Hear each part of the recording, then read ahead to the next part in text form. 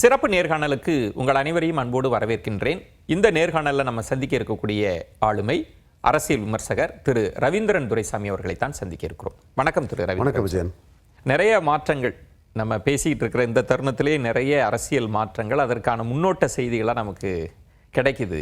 திரு EPS அவர்களுடைய பேட்டி, இது நாள் வரைக்கும் அவர் பாஜகவோடு கூட்டணி இல்லை, 26லையும் இல்லை, 29லையும் இல்லை அப்படின்லாம் பேசிகிட்டு இருந்தவர் இப்போ பேட்டியில் சொல்கிறார், எங்களுக்கு திமுக மட்டும்தான் எதிரி, பாஜக பற்றிலாம் 6 மாதம் கழித்து பேசலாம் அப்படின்றது. இதை எப்படி புரிஞ்சுக்கிறது? 2026 பிப்ரவரியில் தான் எல்லாத்துக்குமே முடிவுக்கு வரும். அதிமுக பாஜக கூட்டணிங்கிறது கொள்கை அடிப்படையில் அவங்க ஒன்றும் புரியலை. ஜெயலலிதாவை பற்றி பேசினதை பற்றி அவங்களுக்கு புரியலை. அப்போ ஜெயலலிதாவை பற்றி கண்ணாப்பின்னு பேசுனதை பற்றி ஐயா எடப்பாடி பழனிசாமிக்கு எந்த ஒரு வருத்தமும் இல்லை, எதுவும் இல்லைன்னு எடுத்துக்கலாமா? இப்போ அப்படி அல்ல. அங்கே பிரிஞ்சதுக்கு காரணம் சீட்டு தகராறு தான். நகர்ப்புற உள்ளாட்சி எலெக்ஷன் நடக்கும்போது பாஜக தலைவர் அண்ணாமலை கேட்ட சீட்டை கொடுக்கறதுக்கு ஐயா எடப்பாடி தயாரில்லை. 2% மேலே உங்களுக்கு சீட்டு தர முடியாது, உங்களுக்கு கேண்டிடேட்டே கிடையாது, எதுவும் கிடையாதுன்னு நக்கல் நையாண்டி பண்ணி தான் பேசினார். பன்னீர்செல்வம் இருந்துக்கிட்டு ஒரு 5% கொடுக்கலாம், அவங்களுக்கு சில பகுதிகளில் செல்வாக்கு இருக்குது, முந்தைய உள்ளாட்சி தேர்தலே நிரூபிச்சிருக்கிறாங்கன்னு ஒரு சாதகமான விஷயத்தை பன்னீர்செல்வம் பேசும்போது இரட்டை தலைமையில் முடிவு பன்னீர்செல்வம் 5% சீட்டு கொடுக்கலான்னு ஒரு சூழலை உருவாக்குற போது ஒரு சேலத்துக்கு கிளம்பி போயிட்டார். அமித்ஷா தலையிட்டு 100% சீட்டை போட்டாகணும், 2% சீட்டெல்லாம் வாங்கிட்டோன்னா என்னைக்கு இந்த கட்சி தமிழ்நாட்டில் வளரும், 100% இடத்துக்கு சீட்டை போட்டாகணும்னு அண்ணாமலைக்கு கட்டளை போட்டுட்டார் அமித்ஷா. அண்ணாமலை கஷ்டப்பட்டு 45% சீட்டை போட்டு இடங்களுக்கு வேட்பாளர்களை நிறுத்தி 5% வாக்கு எடுத்தார். இது கூட்டணி பிரிஞ்சு 2 தனியாக போனதில் அண்ணாமலை சாதிச்சிட்டார். எடப்பாடி பழனிசாமிக்கு அண்ணாமலை ஒரு செக்காக வந்துட்டார் அந்த இடத்துக்குள்ள. அதனால தான் அண்ணாமலைங்கிறவரை தமிழக பாஜக தலைவருங்கிறத அங்கீகரிக்காமல் சிமன் மலை, ஏழுமலை, சென்னி மலைன்னு அண்ணாமலைங்கிறவர் தெரியாதது மாதிரி எல்லாம் எடப்பாடி பழனிசாமி அவர்கள் 5% பேட்டி கொடுத்தாரு. அடுத்து மக்களவை தேர்தல் வருது. மக்களவை தேர்தலுக்கு முன்னாடி டெல்லியில் 330 சீட்டு என்டிஏ வரும், 3வது முறையும் மோடி பிரதமர் ஆவார்னு எடப்பாடி பழனிசாமி பேட்டி கொடுக்குறாரு. அப்போது பாஜக எடப்பாடி பழனிசாமிக்காக அண்ணாமலையை காம்ப்ரமைஸ் பண்ண தயாரில்லை. அண்ணாமலையும் அந்த கூட்டத்துக்குள்ள 6 பேரோட கேபி முனுசாமி எல்லாம் இருக்கும்போது அண்ணாமலையும் ஜம்முனி வந்து 2 பேரையும் உட்கார வச்சு தான் பேசினாங்க. அப்போ எங்கள் லீடரை நாங்கள் டெசர்ட் பண்ணக்கூடிய அளவுக்கு நீங்கள் ஒன்றும் பெரிய ஆள் இல்லை, அதுதான் அவங்க மெசேஜ், டெல்லி பாஜக மெசேஜ். அவர் 330 சீட்டு எல்லாமே சொன்னார். சீட் தொகுதி பங்கீடு அங்கே முடியலை, 6 சீட்டுக்கு மேலே தர முடியாதுன்னாரு எடப்பாடி பழனிசாமி. 12 சீட்டு வேணும்னாரு அண்ணாமலை. இதுக்கடையில் தான் ஜெயலலிதா அண்ணா இந்த வாரங்களெல்லாம் உருவாச்சு. அதில் அந்த கூட்டணி முறிஞ்சது. அவரும் அண்ணாமலையும் தெரிஞ்சே தான் பேசினார், கூட்டணி முறிக்கிறதுக்கு தான் பேசினார். அதுக்கு பிறகு டெல்லி தலைமை கிட்ட அண்ணாமலை என்ன ரிப்போர்ட் கொடுத்தாருன்னா, ஈரோடு கிழக்கு segment wise analysis, booth wise அனாலிசிஸை எடுத்து எடப்பாடிக்கும் ஜாதிய ரீதியாக எதிர்ப்பு இருக்குது, அதனால எடப்பாடி பாஜகவுக்கு எதிராக மத ரீதியாக எதிர்ப்பு இருக்குது, அதையும் தாங்கிக்கிட்டு உங்கள்கிட்ட கூட்டணிக்கு வர்றதுனால குறைஞ்ச சீட்டு உங்களுக்கு போதும், ஏன்னா எங்களுக்குள்ள கிறிஸ்டின் முஸ்லீம் ஓட்டு பாதிக்குதுன்னு ஒரு ஆர்குமெண்ட்டை வைக்கும்போது நமக்கும் வெள்ளாள கவுண்டர் அல்லாதார் வாக்கு பாதிக்குது, வன்னியர் அல்லாதார் வாக்கு பாதிக்குது. பூத் வைஸ் இந்த ரிப்போர்ட்டை பாருங்கள், இந்தந்த சமூகம் உள்ள பூத்தில் 65 இதுக்கு போயிருக்குது, இந்த சமூகம் உள்ள பூத்தில் 10-12ன்னு இருக்குது. அந்த அதிமுக ஜெயலலிதா டைப் அதிமுக இல்லை, அவருக்கும் எதிர்ப்பு இருக்குதுங்கும் போது நம்ம இந்த அணி வெற்றி பெறதுக்கு ஒன்றும் உறுதி கிடையாது, நம்ம 12 எம்பி சீட்டு வேணுங்கிறதுல அண்ணாமலை உறுதியாக இருந்தார். கூட்டணி முறிஞ்சுது. ஸோ அதிமுக பாஜக கூட்டணி கொள்கையிலையோ ஜெயலலிதா அண்ணாவுக்காகவோ முறியலை, சீட்டு பிரச்சனை தான். இப்பவும் அண்ணாமலை கடைசியாக கொடுத்த பேட்டியில் கூட்டணினா எப்படி, யாருக்கு என்ன லாபம், எந்த வகையில் லாபம், எவ்வளவு ஜெயிக்கும், எவ்வளவு பலத்துக்கேற்ப என்ன பங்கீடு, இந்த வார்த்தையெல்லாம் அண்ணாமலை பேசினார்னா அவர் என்டிஏயை இன்டைரக்டாக வச்சிருக்கிறாரு. என்டிஏ ஆட்சியை பிடிக்கும்னு சொல்றாரு, மோடி ஐயா ஆட்சி வரும்னு சொல்றாரு, அமித்ஷாவே என்டிஏ ஆட்சின்னு தானே, அமித்ஷா என்டிஏ ஆட்சின்னு தான் சொல்றாரு. அடுத்தபடியா இன்னைக்கு கல் வேண்டுவோர் அந்த மாநாடு பேசும்போது நான் இதை ஆதரிக்கிறேன், ரவி பிச்சமுத்து ஆதரிக்கிறாரு, தினகரன் ஆதரிக்கிறாரு, இப்படி இவங்க 3 என்டிஏல உள்ள தலைவர்கள் பேரை சொல்லிக்கிட்டு சீமான் அண்ணனும் இதை ஆதரிக்கிறாருன்னு 8% வாக்கு எடுத்துக்கிட்டு தனித்தேனுப்பன்னு சொல்லக்கூடிய ஒரு தலைவரையும் அந்த இடத்துல அண்ணாமலை ரெகனைஸ் பண்றாரு. சீமான அண்ணாமலை ரெகனைஸ் பண்றதுக்கு பண்றது எடப்பாடி பழனிசாமி மட்டுமே நாங்க இல்லைங்கிறத காட்டக்கூடிய ஒரு தன்மைக்குள்ளேயும் அதை ரெகனைஸ் பண்றாரு. ஓகே. ஸோ என்டிஏக்கும் அதிமுக கூட கூட்டணி வரும் என்றால் மிகப்பெரிய சீட்டு பேரம் அதுக்குள்ள இருக்குது. அண்ணாமலையை பொறுத்தவரையில் 2 சீட்டு பேரத்தில் அந்த கூட்டணி முறியதுக்கு காரணமானவர். மூன்றாவதும் ரொம்ப டஃப்பாக பார்கெயின் பண்ணுவார். பலத்துக்கு ஏற்ற பங்கீடுன்னு தான் நிற்பார். என்ன பலம்னா என்ன பலத்துக்கு ஏற்ற பங்கீடுனா 18% நாங்கள் வாங்கியிருக்கோம், நீங்கள் 20%. இதை விட்டுறலாம். விளவங்கோட்டில் 2வது வந்திருக்கு பாஜக, நாம் தமிழரின் கீழே 4வது பேருக்கு அதிமுக, அதெல்லாம் விட்டுறலாம்.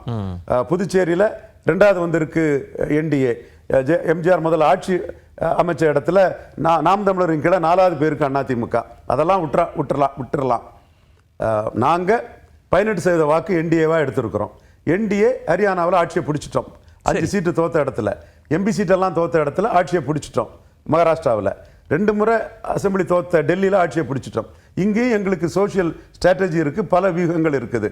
பேச்சுவார்த்தையில் சொல்லும்போது நாங்கள் 3வது இடத்துலேருந்து 2வது இடத்துக்கு நாங்கள் வருவோம். திமுகவுக்கா என்டிஏவுக்கா, பிஜேபியா இந்துத்துவாவா திராவிடமாங்கிறத ஒரு கடுமையான பேரம் இருக்குன்றீங்க. நான் அதுக்கு முன்பு ஒரு கேள்வி, இப்போ இபிஎஸ் அவர்கள் என்ன சொன்னாங்க, நீங்கள் சொன்ன நிகழ்வுகள்லாம் நடந்த பிறகு இது பொதுக்குழு உறுப்பினர்களோட ஒருமித்த கருத்து, தொண்டர்களோட கருத்து அப்படின்னு சொல்லி 29 வரைக்கும் கூட்டணியெல்லாம் இல்லைன்னு சொன்னவங்க இப்போ எங்களுக்கு திமுக மட்டும்தான் எதிரி அப்படின்னு அந்த நிலைப்பாடு மாறி இருக்கா? அதை எப்படி புரிஞ்சுக்கிறது? இபிஎஸ் அவர்கள் இன்னைக்கு பேசினது வித்தியாசமா இருக்கு. திமுக மட்டும்தான் எதிரி அதிமுகங்கிறதா உண்மை நிலைமை. ஆனால் அதே நிலைமை மற்ற கட்சிகளுக்கு கிடையாது. இல்லை, பாஜக தொடர்பான கேள்விக்கு தான் அவர் என்ன சொல்றாரு, இது நாள் வரைக்கும் என்ன சொன்னாங்க, பாஜகவும் எங்களுக்கு எதிரி, பாஜகவோடும் கூட்டணி இல்லைன்னு அவரு பாஜக தொடர்பான கேள்விக்கு தான் சொல்றாரு எங்களுக்கு திமுக மட்டும்தான் எதிரின்னா, அப்ப பாஜகவோட கூட்டணி இப்போ தயாராயிட்டாங்க. புத்திசாலித்தனமான அரசியல்வாதி எடப்பாடி பழனிசாமி. ரவீந்திரன் துரைசாமி சொன்ன திமுக அணி இன்டாக்டா இருக்குங்கிறத அவரோட செய்தி தொடர்பாளர்கள்லாம் மறுத்தாங்க. ஐயா எடப்பாடி பழனிசாமி அதை தெளிவாக ஒத்துக்கிறாரு. திமுக அணி இன்டாக்டாக தான் இருக்கும். ஸ்டாலின் கொடுக்கறது எம்பி போஸ்ட், எம்எல்ஏ போஸ்ட். நாம அந்த மாதிரி எம்பி போஸ்ட், எம்எல்ஏ போஸ்ட் கொடுத்துட முடியாது. நாம கொடுக்கறது வெறும் சீட்டு தான். சீட்டு கொடுக்க நம்ம நம்பி திருமாவளவன் வரமாட்டாரு. சீட்டு கொடுக்கக்கூடிய நம்மளை நம்பி காங்கிரஸ் வராது. சீட்டு கொடுக்கக்கூடிய நம்மளை நம்பி வேல்முருகன் கூட வரமாட்டாரு. வேல்முருகனுக்கு எடப்பாடி கொடுத்தாலும் அது போஸ்ட். அரியலூர்லயோ ஜெயங்கொண்டான்லயோ வேல்முருகனுக்கு சீட்டு கொடுத்தா அது எம்எல்ஏ ஆயிடுவாரு. திருமாவளவனுக்கு கொடுக்கறது சீட்டு தான், போஸ்ட் ஆகாது. காங்கிரஸுக்கு கொடுக்கிறது சீட்டு தான், போஸ்ட் ஆகாது. அப்ப ஸ்டாலின் கொடுக்கிறது எம்பி போஸ்ட், எம்எல்ஏ போஸ்ட்னு இருக்கும்போது, ஸ்டாலின் பெரிய உயரத்தில் இருக்கும்போது அவங்க யாரும் வரமாட்டாங்கிறத டிஎம்கே அலையன்ஸ் இன்டாக்ட்ங்கிற அந்த கருத்தை இன்னைக்கு எடப்பாடி பழனிசாமி ஐயா புரிஞ்சுக்கிட்டு திமுக எதிர்ப்பு தான் எங்களுக்கு முக்கியம், அதுல திமுக அணியில பலம் பெறக்கூடிய பலம் பெறக்கூடிய யாரும் வரமாட்டாங்க, அப்போ வெளியே இருக்கக்கூடிய எல்லாரும் என் கூட வாங்க, ஓட்டை பிரிக்காண்டாங்கிற ஒரு கருத்தை சொல்றாங்க. பாஜகவும் வாங்கன்ற இடத்துக்கு நகர்ந்துட்டாரா? பாஜகவும் வாங்குங்கிற இடத்துக்கு அவர் நகர்ந்துட்டாரு. பாஜக ஆப்ஷனையும் ஓபன் பண்ணிட்டாரு. இது நாள் வரைக்கும் என்ன சொன்னாங்க பாஜக? நீங்க முன்பு சுட்டி காட்டின மாதிரி சீட்டு பிரச்சனையெல்லாம் அவங்க சொல்ல, கொள்கை பிரச்சனையை சொன்னாங்க, அண்ணாமலையோட முரண்பாடை சொன்னாங்க. இன்னும் வெளிப்படையா சிவி சண்முகம், செல்லூர் ராஜு, கேபி முனுசாமி அவங்கெல்லாம் சிறுபான்மை வாக்குகள் எங்களுக்கு இல்லாமல் போயிடுச்சுன்னு, சிறுபான்மை மக்கள் மாநாட்டிலேயே போய் இனி நாங்கள் பாஜகவோட கூட்டணி இல்லைன்னுலாம் சொன்னாங்கல்ல. இப்போ அந்த தியரி எல்லாம் வேண்டாம்னு முடிவு பண்ணிட்டாங்களா? அந்த தியரியில் கிறிஸ்டின் முஸ்லீம் வாக்கு திமுக காங்கிரஸ் அணியை விட்டு பிரியாதுங்கிற முடிவுக்கு அவங்க வந்துட்டாங்க.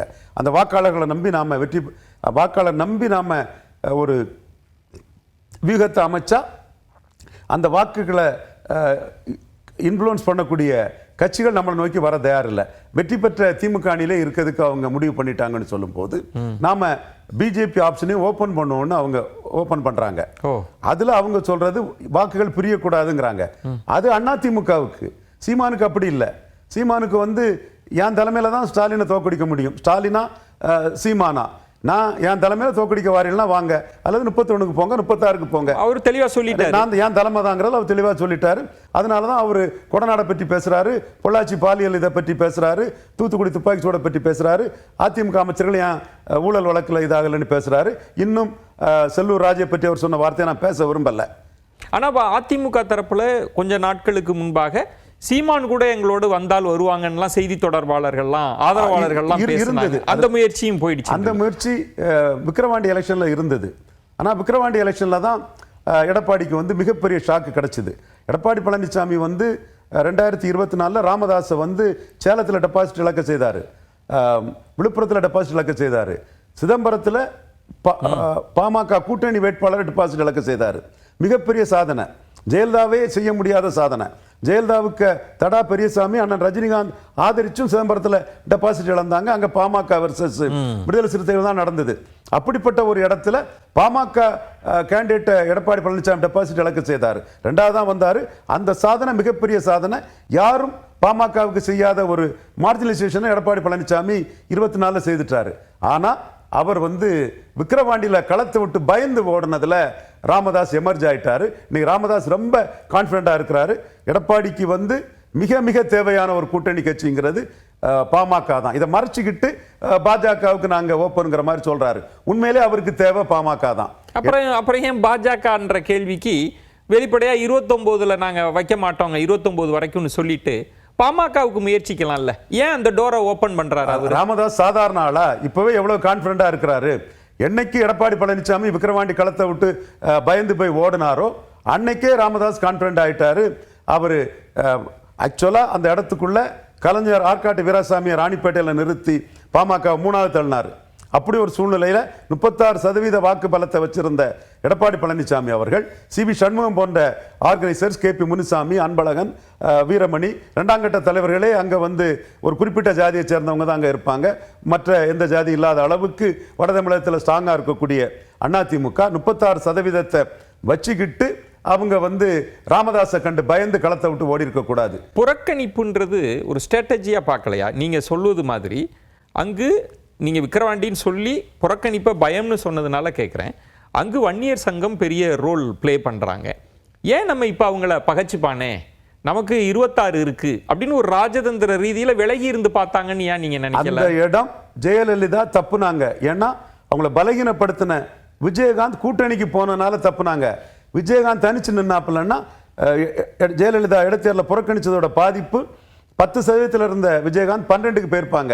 37 இருந்த ஜெயலலிதா 35க்கு போயிருப்பாங்க.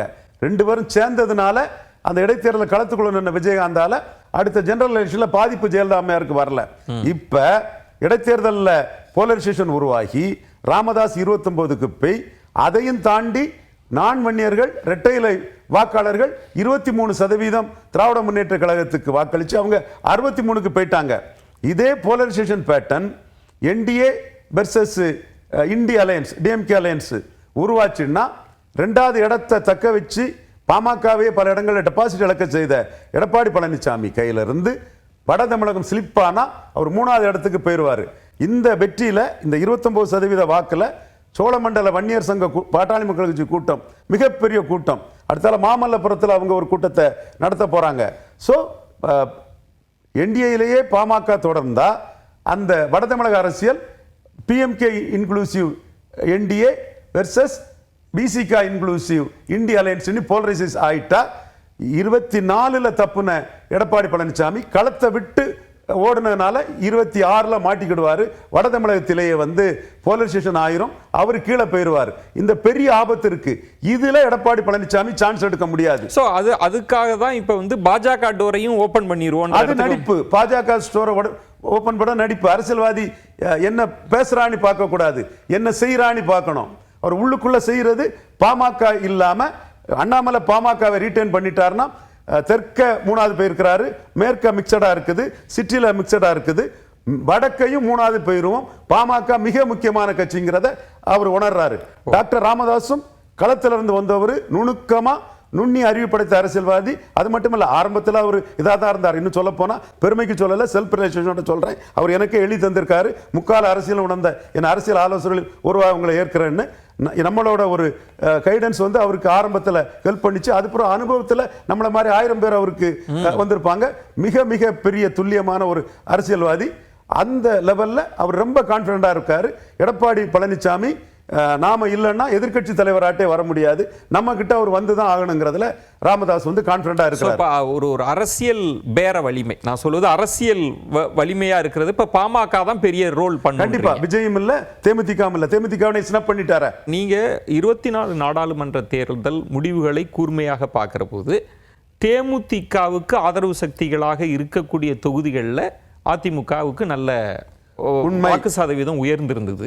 நீங்களே கூட பல இடங்கள்ல அதெல்லாம் கோடிட்டு எல்லாம் காமிச்சிருந்தீங்க. தேமுதிகவுக்கான ஒரு கண்ணு திமுக தரப்புல இருந்து கூட யோசிக்கிறாங்கன்ற செய்திகள்லாம் நம்ம பார்த்தோம். இந்த இடத்துல ஏன் தேமுதிகவை அவர் அப்படி அப்படி அணுகிறாரு? அதுக்கு என்ன தேமுதிக காரணம்? அவர் கூட இருக்கக்கூடிய ஒரு கூட்டணி கட்சி. கண்டிப்பா டீப் சவுத்தில் டெபாசிட் இழக்கக்கூடிய ஒரு அப்பர் சவுத்தில் டெபாசிட் வாங்குறாருன்னா தேமுதிகவும் கேப்டன் விஜயகாந்த் மீது உள்ள பொதுத்தள சிம்பதியும் தாண்டி தெலுங்கு தாய்மொழி மக்களோட, நான் அவங்கள கேப்டன் வந்து நான் ஜாதியோட முத்திரை குத்த விரும்பல, அந்த பகுதி மக்கள், அந்த சமூக மக்கள் அதிகமா இருக்கிற தொகுதியில வந்து அதிமுக டெபாசிட் காப்பாற்றப்பட்டது. நீங்க ராமநாதபுரத்தில் 9% எடுத்த அதிமுக தேனியில 13 எடுத்ததுன்னா தேமுதிகவுக்கு கான்ட்ரிபியூஷன் அதிகம். அப்ப அந்த இடம் தான் நான் கேட்கிறேன். அப்படி இருக்கிற போதும் ஏன் ராஜ்யசபா சீட்ல இன்னைக்கு வந்து நாங்க அப்பெல்லாம் ஒப்பந்தம் போடலன்னு சொல்றோம்? தேமுதிக கான்ட்ரிபியூஷன் டெபாசிட் இழப்பை தான் காப்பாத்தி இருக்கே தவிர பல தொகுதியில வெற்றியை கொடுக்கல. ஓ, இப்ப வெற்றியை கொடுக்கணும்னா டாக்டர் ராமதாஸ் தான். தேமுதிகவுக்கு எதிர்ப்போட்டு இல்ல, ராமதாஸுக்கு எதிர்ப்போட்டும் இருக்குது. ஆனா வெற்றியை கொடுக்கணும்னா டாக்டர் ராமதாஸ் தான். அப்போ விக்கிரவாண்டியில் உள்ள போலரைசேஷன் என்டிஆர் நார்த்தில் வந்துட்டுனா நம்ம 3வது போயிடுவோம். ஸோ அட் எனி காஸ்ட் தேமுதிகவை ஜெயலலிதா அம்மையார் வந்து 2011 தன் கூட்டணியில் சேர்த்தது மாதிரி வட தமிழகத்தில் 3வது போகாமல் இருக்கிறதுக்கு பாமகவை கூட்டணியில் சேர்த்தாகணும். அப்ப அவருக்கு இருக்கிற ஆப்ஷன்றது பாமகவை மட்டும் என்டிஏவிலிருந்து எடுத்து ஒரு அணி அமைப்பது, அது வெற்றியை உறுதி செய்கிற ஒரு கூட்டணியா இருக்கும்னு இல்லை இவரே போய், ஏன்னா ஆல்ரெடி என்டிஏவில் தான் பாமக இருக்கு, போய் சேர்றதுன்ற ஒரு கணக்கு இருக்கு.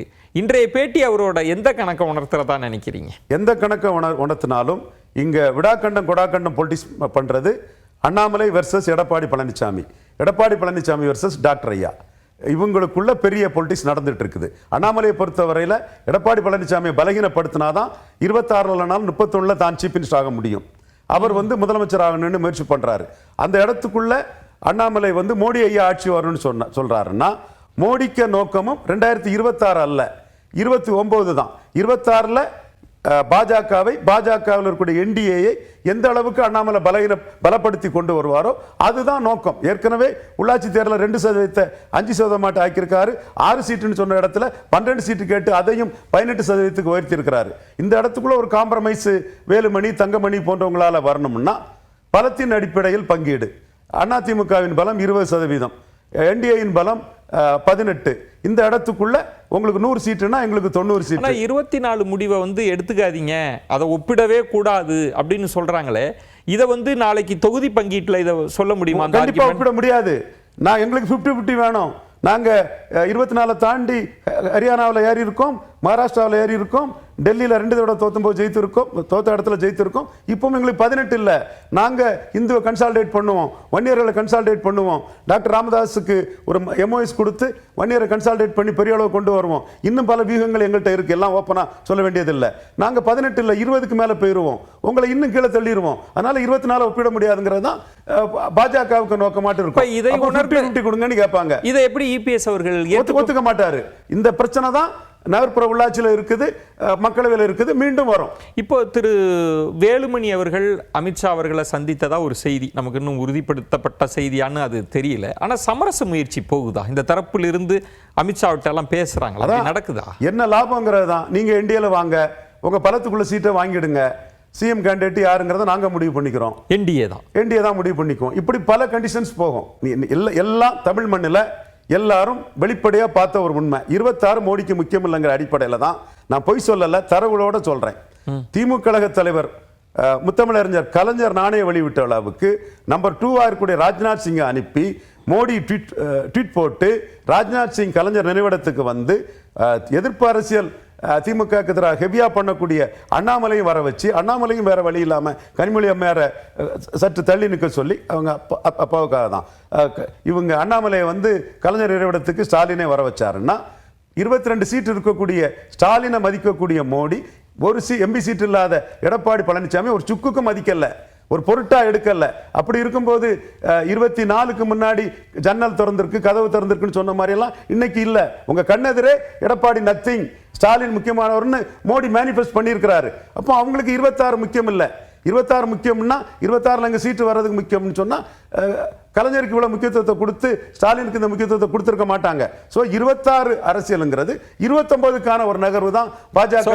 ஒருவேளை அப்படி கூட்டணிலாம் உள்ளுக்கு வந்தா என்டிஏ ரொம்ப கடுமையான பேரத்தில் இருப்பாங்கன்னு சொல்றீங்க. நாங்க தான் முதல்வர் வேட்பாளரே நாங்க தான் சொல்லுவோம். மோடி சொல்றவர் தான் முதல்வர் வேட்பாளர்னு சொல்லுவாங்க.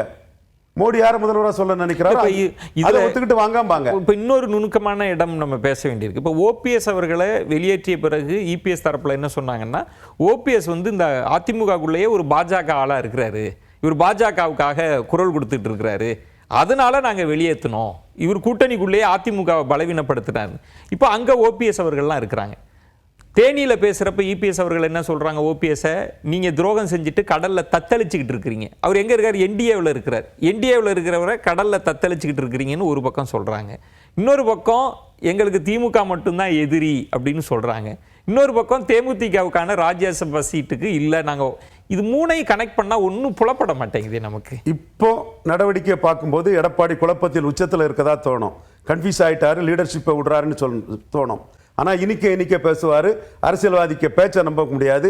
தன் லாபத்துக்கு அரசியலில் என்ன பண்ணுறாருங்கிறதுல one must be very alert in politics. குறிப்பாக எடப்பாடி பழனிசாமி போன்ற அரசியல்வாதி கிட்ட மோடி லாயலிஸ்ட்னாலும் சரி, மோடினாலும் சரி, அண்ணாமலைனாலும் சரி ரொம்ப அலர்ட்டாக இருப்பாங்க. எடப்பாடியோட ஒவ்வொரு நகர்வையும் அவங்க பார்த்துட்டு தான் இருப்பாங்க. 26ல் மோடிக்கு இங்கே என்ன நன்மை, அது 29 சென்ட்ரிக்கா மோடிக்கு என்ன லாபத்தை, 29 தான் மையமா வச்சு 26 நகர்வு 29 மோடிக்கு என்ன லாபத்தை கொடுக்கும், அந்த வகையில தான் அது நடக்கும். அதனால தான் மோடி ஐயா ஆட்சின்னு அண்ணாமலை சொல்றதும், அவர் ஃபாரினுக்கு போகும்போது தற்கூரி, மூளை இல்லாதவர், இன்னும் கடுமையான வார்த்தைகள் எல்லாம் சொல்லி ஒரு எதிர்க்கட்சி தலைவரை கடுமையா திட்டியும் அந்த எதிர்க்கட்சி தலைவருக்காக யாருமே பாஜக தலைமையில இருந்து பரிஞ்சு பேச வரலங்கும் போதும் புரிஞ்சுக்கலாம். ஓஹோ, அப்போ இந்த கணக்கு அப்படின்றது வந்து இப்போ ஒருவேளை இருந்தாலும் கடுமையான பேரங்கள்லாம் இருக்கும் அப்படின்னு சொல்றீங்க. ஆனால் இன்னொரு புறம் வந்து எல்லாரும் சொன்னது வந்து விஜய் அவர் மனசுல வச்சிருக்கிறாரு அப்படின்னு சொல்லிட்டு இருந்தாங்க. தாவேகா அதிமுகன்னு அந்த டோர் க்ளோஸ் ஆனா தானே இங்க வர முடியும். இல்ல விஜய் தான் கொள்கை எதிரியா விஜய் ஏட்டு சுரக்கா, இது மீடியா ஹைப், அவ்வளவுதான். ஊதி பறக்க விடக்கூடிய பலூன், பலன் நிரூபிக்கலைங்கிற ஒரு ஊசியை வச்சு அதை குத்தி அந்த பலூனை உடைக்க வச்சிருவாப்புல. அதைத்தான் எடப்பாடி பழனிசாமியும் டைரக்டா சொல்லலை. நாங்க மக்களை சந்திச்சு எதிர்க்கட்சி தலைவராக வந்திருக்கோம்ங்கிற அர்த்தம் வந்து எடப்பாடி விஜய் பலம் நிரூபிக்கலன்னு. அதே வேளையில விஜய் கூட்டணியையும் எடப்பாடி விரும்புறாரு. விஜய்க்கும் அவருக்கு ஒரு சீட்டு குறிச்சு வச்சிருப்பாரு. ஆனா நீங்க சொல்றதை பார்த்தா பாமகவும் விரும்புறார், பாஜக கூட இருக்கட்டும், இல்ல விஜய் கூட இருக்கட்டும். ஆனா இந்த நம்பர் தான் பெரிய சிக்கலாக. பாமக மஸ்ட், கட்டாயம் வேணும். பாமக இல்லைன்னா வட தமிழகத்தில் 3வது போயிருவார். ஓஹோ, சோ பாமக தான் இந்த இதுல ரொம்ப முக்கியமான கட்சி. அப்போ ஒரு சிக்கல் இருக்கும்ல. இப்ப எல்லாரும் சொல்றாங்க பாமக விஜய் அதிமுகன்னு கூட இவங்க கூட்டணி அமைக்கலாம் அப்படின்னு. இப்போ இந்த அளவுக்கு பாமகவுக்கான முக்கியத்துவம் இருக்குன்னா விஜயை விட அதிகமாக, தாவேக்காவை விட அதிகமாக தானே பாமக கேட்பாங்க. அதை தாவேக்கா வந்து ஆரம்பத்திலேயே ஒத்துப்பாங்களா? ஒத்துக்கிட்டாங்கன்னா அவங்க சின்ன கட்சின்னு ஆகி போயிருமே. தாவேக்காட்ட யாரும் கூட்டணி பேச போனதாட்டு எனக்கு தெரியல. அவரே தேவேக்காவை சினப் பண்ணி தான் பேசுறாரு. தேமுதிகவுக்கும் ராஜ்யசபா இல்லைன்னு சொல்லிட்டாரு. என்டிஏ கூட்டணியில் இருக்கக்கூடிய பாமக ராஜ்யசபா கேட்கறாங்கன்னு செய்தி வருது. இவங்களுக்கு ராஜ்யசபா இல்லைன்னு சொன்னவர் எங்க கூட்டணியிலே இல்லாம எங்க கிட்ட ராஜ்யசபா வாங்கிக்கிட்டு எங்க கூட்டணிக்கு எதிராக போனவருக்கு நாங்க எப்படி ராஜ்யசபா கொடுக்க முடியும்னு ஒரு வார்த்தையை அவரால் இன்னைக்கு சொல்ல முடியாது. காரணம் பாமக கூட்டணி இல்லைன்னா, பாமக பாஜக தொடர்ந்தா போலரைசேஷன்ல வட தமிழகத்துல அந்த சிக்கல் இருக்கு. 3வது பேர் ஒண்ணு அவருக்கு தெரியும். இப்ப அதுல அவர் சான்ஸ் எடுக்க முடியாது. இப்ப பாமகவோட முக்கியத்துவத்தை சொல்றீங்க. இப்ப என்டிஏல இருக்கிற பாமக ஒருவேளை அதிமுக ராஜ்யசபா கொடுக்கறாங்க அப்படின்னு அதை வாங்கிட்டாங்கன்னா இங்க என்டிஏ பலவீனப்பட்டு போகாதா? இல்லையே, அவங்க கூட்டணி உறுதியாகிறதுக்கு முன்னாடியே இது நடந்துருச்சுன்னா இபிஎஸ் அவர்கள் ராஜதந்திரத்தில் ஜெயிச்சிட்டாருன்னு அர்த்தம் ஆகுதா? இவங்க அகிலேஷ் யாதவ் விட்ட ராஜ்யசபா வாங்கின ஜெயந்த் சௌத்ரி மத்திய பாஜக அமைச்சரவையில் அமைச்சரா இருக்கிறாரு. அதே மாதிரி இங்க ராஜ்யசபா வாங்கிக்கிட்டு அங்க அமைச்சரா இருக்கலாமே. சசிகலா அம்மையார் விஷயத்துல எடப்பாடி செய்ததை மற்றவங்க எடப்பாடி செய்யறதுக்கு என்ன பெரிய விஷயமா? Politics moves and counter moves. நீங்க அதிமுக வந்து ராஜ்யசபா வாங்கி இங்க என்டிஏல நீங்க அப்படி போனீங்கன்னா அது பாமகவோட கிரெடிபிலிட்டி, நம்பகத்தன்மையை பெருசா கேள்விக்குறியாக்கி விட்டுரும். இப்பவுமே அவங்க வந்து தோத்துக்கிட்டு தான் இருக்கிறாங்க. சோ அந்த இடத்துக்குள்ள அவங்க சந்தர்ப்ப சூழ்நிலை சரியா வரும்போது வெற்றி பெறலாம். இங்க அதிமுக சேர்ந்தாலும் அவங்களுக்கு வெற்றி ஷுவர்னு ஒன்றும் கேரண்டி கிடையாது. அதிமுக அலையன்ஸ்ல அவங்க ஜெயித்ததே 5 சீட்டு தான் ஜெயித்தாங்க. இங்க சேலத்தில் ஒரு 4 சீட்டும் ஒரு மயிலும் தான் ஜெயித்தாங்க. ஒன்றும் பெரிய வெற்றியை பெறல. அவங்களுக்கு தேவை பவர். ராஜ்யசபா அவங்களுக்காக எடப்பாடி கொடுக்கக்கூடிய பட்சத்தில் அவங்க வந்து இது இப்சன் பட்ஸ் தான். இல்ல, நானும் அந்த யூகத்திலே கேட்கிறேன். அப்படி ஒருவேளை அப்படி ஒரு பேச்சுவார்த்தைலாம் செய்திகள்ல போகுது, அதற்கு முன்பாகவே என்டிஏல ஒரு அஷூரன்ஸ் கொடுக்கலாம்ல பாமகவுக்கு. அப்படி கொடுக்க மாட்டாங்களா? தான் பார்ப்பாங்களா? அந்த சிச்சுவேஷன் வரும்போது அவங்க செய்வாங்க. ராமதாஸ் என்டிஏக்கு ஒரு லாயல் அலை தான், அதுக்கு ரிவார்ட் பண்ணணுங்கிறது தான் மோடி 29 பிரதமராக வரணும்னு நினைக்கக்கூடிய எல்லாரோட எண்ணமும். காரணம் 2014 நின்னாரு, 19 நின்னாரு, 24 நின்னாரு, 3 முறை மோடி பிரதமர் நின்னவர் தான், 4வது முறை நிற்பாருங்கிறது ஒரு நம்பிக்கை தான். அந்த இடத்துல 26க்கு முன்னே அவருக்கு ஒரு MOS ரிவார்ட் பண்றதுல தவறு இல்லை. எடப்பாடி ராஜ்யசபா வாங்குறாரு வாங்கலங்கெல்லாம் வேற விஷயம். அவரை என்டிஏ பலப்படுத்துறதுக்கு அவருக்கு பாஜகவே கொடுக்கலாங்கிறது தான் நம்ம போன்றவர்கள் கருத்து. இன்னொன்று, இப்போ அண்ணாமலை அவர்கள் சொல்லியிருக்கிறது, இன்னும் 2 நாளில் அமித்ஷா அவர்கள் வராங்க தமிழ்நாட்டுக்கு. அமித்ஷா வந்த பிறகு நிறைய மாற்றங்கள் நடக்க போகுது அப்படின்னு சொல்வது ஒரு புறம். இங்கே ஓபிஎஸ் தரப்பு, டிடிவி தரப்பு இவங்கெல்லாம் சொல்வது இபிஎஸ் அவர்கள் ஒருவேளை ஒத்துக்கலை அப்படின்னா இபிஎஸ் இல்லாத அதிமுக உருவாகும் அப்படின்றதையும் சொல்கிறாங்க. இதை எப்படி புரிஞ்சுக்க? அண்ணாமலை அவர்களோட இல்ல, அதுல ஒரு மர்மமும் சில மூவ்ஸும் நடந்துகிட்டு தான் இருக்குது. அது எடப்பாடியை பலகீனப்படுத்துறது தான் 29ல் மோடிக்கு நல்லதுங்கிற அந்த வீகத்தின் அடிப்படையில் நடக்குது. ஏன்னா எடப்பாடி 26ல் ஒரு பலப்பட்டு தோல்வி அடைந்தாலும் அவர் 29க்கு காங்கிரஸுக்கு 20 சீட் ஆஃபர் கொடுக்க வாய்ப்பு உண்டு. ஸோ அந்த வகையில் இன்னைக்கு India today mood of the nation கருத்து கணிப்பில் வந்து 240 எடுத்த என்டிஏ வந்து தனி மெஜாரிட்டி பெறணும் ஒரு கருத்து சொல்றாங்க. அதை நம்பி போறதுக்குள்ள இன்னும் 29 வரை எலெக்ஷன் இருக்குது. அது மகிழ்ச்சி அளிச்சாலும் அந்த கருத்திலே பாஜகவுக்கு எதிரான இண்டி கூட்டணியை சேர்ந்த தமிழக முதல்வர் மு க ஸ்டாலினுக்கு 57% மக்கள் ஏற்றுக்கொள்ளக்கூடிய ஒரு ரேட்டிங் இருக்குது. 2வது பெரிய அளவு பாப்புலர் சிஎம்மா இருக்காங்கிறத அந்த கருத்து கணிப்பு சொல்றத மோடி அமித்ஷா எண்ண ஓட்டத்தில் இருக்கத்தான் செய்யும். அப்போ அவங்களுக்கு எடப்பாடியை சேர்த்தாலும் ஸ்டாலினை தோற்கடிக்க முடியுங்கிற நம்பிக்கை அவங்களுக்கு இருக்காது. அந்த வகையில் 29 மையமா வச்சு எடப்பாடியை பலகீனப்படுத்தக்கூடிய அந்த அரசியலையும் தங்கள் 2வது இடத்துக்கு இங்கே வரக்கூடிய அரசியலையும் பாஜக முன்னெடுக்கிறதுக்கான சாத்தியக்கூறுகள் இருக்குன்னு நான் கருதுறேன். நிறைவா இந்த பாயிண்ட் ஆஃப் ஒவ்வொருத்தரும் ஒவ்வொரு கணக்கு, அரசியல் கணக்கு போடுறாங்க. பரமபத விளையாட்டு தொடங்கிருச்சு. இல்லை, பிரசாந்த் கிஷோர் சொல்றார் திமுக அணி அது அப்படியே தான் இருக்க போகுது. ஒருவேளை அதிமுக பாஜக அணி வந்துருச்சுன்னா தாவேகா வந்து வெற்றி பெற்றுரும், எழுதி வச்சுக்கோங்க, ஆட்சியை அமைக்கும் அப்படின்னு சொல்றாரு. அதுக்கு வாய்ப்பு இருக்கா? தாவேகா பிக்கப் ஆகாம அடிபடுறதுக்கும் வாய்ப்பு இருக்கிற வார்த்தையை அவர் சொல்றாரு. ஆமா, உச்சம் இல்லாட்டி அதல பாதம். அவர் மனசுல இருக்கிறது அடிபட்டுரும், விஜய் ரிட்டர்ன் ஆகிறது நல்லதுன்னு இருக்குது. காரணம், ஒரு அரசியல் கட்சி ஆரம்பிச்சா லெட்டர் பேடா இருக்கக்கூடாது. அவர் லெட்டர் பேடா இருக்கல. ஒரு தொகுதியில் 26.6% எடுத்திருக்கிறாரு, ஒரு தொகுதியில் 10%, இன்னும் 2 தொகுதியில் 4% அப்பர் காஸ்ட் பூமிகார் ராஜ்புட் ஹயஸ்தா பிராமின்ஸ் உள்ள தொகுதியில் 20% எடுத்திருக்கிறாரு. அவர் பீகாரில் ஒரு போல்ஸ், யார் தோத்தாலும் சட்டமன்ற தேர்தல் 25ல் வருது, 29 மக்களவை தொகுதியில் தவிர்க்க முடியாத சக்தியாட்டு பிரசாந்த் கிஷோர் வந்துடுவார். இங்க கட்சி ஆரம்பிச்சுட்டு லெட்டர் பேடாட்டு விக்கிரவாண்டியில் நிற்காம, ஈரோடு கிழக்கில் நிற்காம ஆன விஜய் சீமான் எமர்ஜ் ஆயிட்டார். 2 இடத்துல நின்ன சீமான் எமர்ஜ் ஆயிட்டாரு. அந்த எமர்ஜென்சியில் சீமான் கமலஹாசனை வீழ்த்தினது மாதிரி கமலஹாசன் 2.0 வாட்டு பிறக்கிறதுக்கு முன்னாடியே விஜய் வீழ்ந்துட்டாரு, காலி ஆயிட்டாரு, அவரை பொதுக்குழியில தள்ளிட்டாங்கிறது பிரசாந்த் கிஷோருக்கு ரொம்ப நன்றாகவே தெரியும். 4 முனை போட்டினா விஜய்க்கான பெனிஃபிட் தான், விஜய்க்கு நல்ல வாய்ப்பு இருக்குன்றாரு. பிக்கப் ஆகாமலே அடிபட்டு போயிடுவாங்கிற வார்த்தை வரதுக்கு காரணம் அவர் விழுந்துட்டாரு, சரிஞ்சிட்டாரு, அவரை சரியா வச்சுட்டாங்க. கட்சி ஆரம்பிச்சா பிரசாந்த் கிஷோர் பீகாரில் நிற்கிற மாதிரி 4 தொகுதியிலும் போட்டியிட்ட மாதிரி போட்டியிடணும். போட்டியிடலன்னா கமலஹாசன் தினகரன் விக்கிரவாண்டி நாங்குநேரி வெள்ளூர்ல போட்டியிடாம காலியானது மாதிரி விஜயும் பிறக்கிறதுக்கு முன்னாடியே பிறந்ததை அறிவிச்சுக்கிட்டு இடைத்தேர்தலில் போட்டியிடாம காலி ஆயிட்டாரு. மக்கள் அவரை சீரியஸ் பிளேயரா பார்க்க மாட்டாங்க, விஜய புதக்குழியில தள்ளிட்டாங்கிறது பிரசாந்த் கிஷோருக்கு தெளிவா தெரியுது. அதை வெளிப்படையா சொல்லாம, அதை ஆபிச்சுரியை ப்ரொனவுன்ஸ் பண்ணாம இன்னொரு விதமா சொல்லிட்டு போயிருக்காரு. நன்றி. இனி அரசியல் களம் வந்து சுவாரஸ்யமாயிருச்சு. ஒவ்வொருத்தரும் ராஜ வியூக காய்களை வந்து போட போறாங்க. எப்படி களம் எந்த திசையை நோக்கி நகரப் போகிறது அப்படின்றதெல்லாம் பொறுத்திருந்து பார்க்கலாம். மிக்க நன்றி திரு ரவீந்திரன். மற்றொரு சிறப்பு நேர்காணல் உங்களை சந்திக்கிறேன். அதுவரை உங்களிடமிருந்து விடைபெறுகிறேன். நன்றி, வணக்கம்.